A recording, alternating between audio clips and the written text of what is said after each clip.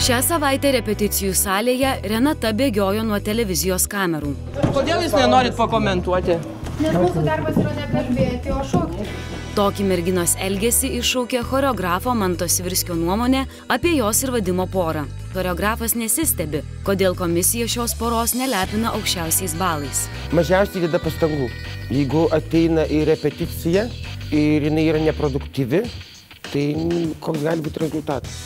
Konkurencija yra šitam projekte pakankamai didelė ir darbo įdėta kaip poros atžvilgių tai mažiausiai. Neslėpsiu, vieni iš lyderių dirba po 7–9 valandas per dieną, pas juos taip nesigauna.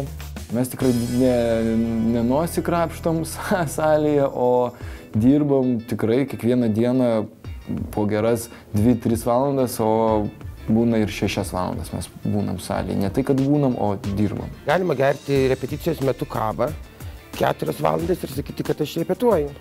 Arba šnekėti. Choreografas atviras, Renatai sunkiai gaunasi šokti, todėl jai reikia įdėti žymiai daugiau pastangų.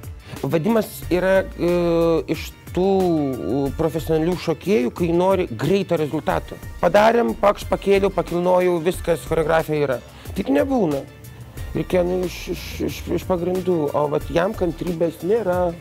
Paklaustas apie poros perspektyvas projekte, choreografas Mantas nevyniojo žodžių į vatą. Jeigu su medžiagėlėm paplasnoju ir sakau, kad čia gera choreografija, tai ne, visi čia gali paplasnuoti ir pastovėti už medžiagų. Arba turės susiimti, arba turės išeiti. Žiūrovą gi neapgausi.